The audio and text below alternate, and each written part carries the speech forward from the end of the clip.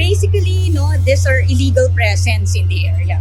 So as this was observed, this is going to be submitted to the proper agency accordingly. Dalawang barkong pandigma ng People's Liberation Army Navy ang napataan malapit sa bahagi ng Bajo de Masinloc sa West Philippine Sea kung saan isinagawa ang 14th Multilateral Maritime Cooperative Activity.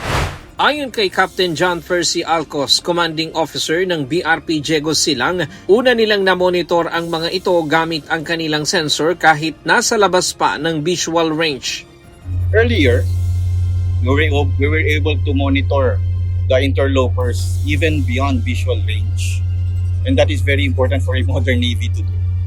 And once they came nearer, they maintained a distance that was safe for us to conduct the different evolution and safely conduct our maneuvers. Ang dalawang warship tila nakamasid lamang sa ginagawang pagsasanay ng Pilipinas, Estados Unidos at Australia. Hindi umalis ang mga barko hanggang matapos ang pagsasanay. I think the more important message, sir, is we're shoulder to shoulder with our allies.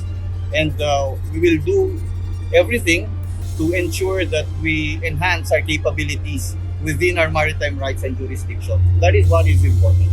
Probably, but for now, what is important is we finished the 14th MMCA successfully and without any untoward incident. Ayon sa Armed Forces of the Philippines, iligal ang pananatili sa lugar ng mga barko ng China. Binigyang diin ito na ang pangunahing layunin ay matapos ang pagsasanay ng matagumpay. Sa kabila ng pagpaparamdam ng mga barko ng China, natapos ng maayos at walang aberya ang pagsasanay.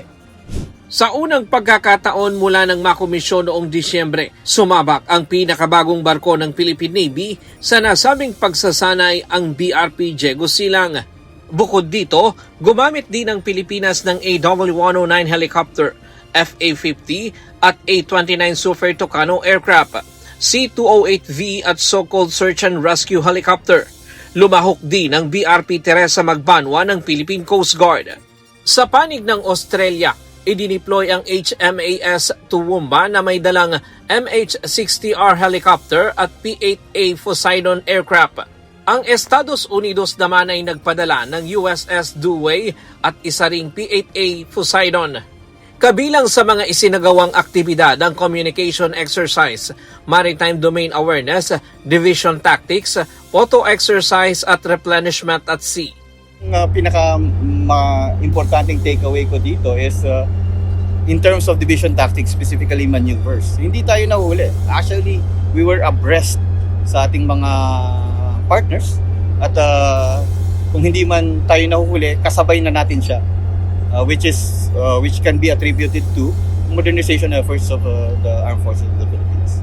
Ayon sa AFP, ang ika-14 na MMCA ang kauna-unahang multilateral maritime activity ngayong taon na layong palakasin ang interoperability at itaguyod ang malayang paglalayag at paglipad alinsunod sa international law. Ayon sa AFP, ang ika-14 na MMCA ang kauna-unahang multilateral maritime cooperative activity ngayong taon na layong palakasin ang interoperability at itaguyod ang malayang paglalayag at paglipad alinsunod sa international law. Patuloy naman ang AFP sa pagdodokumento ng lahat ng insidente para maisumite sa mga kinauukulang ahensya. Ryan Lacanlale, UNTV News and Rescue. Diyos ang aming sandigan, serbisyo publiko ang aming pinahahalagahan.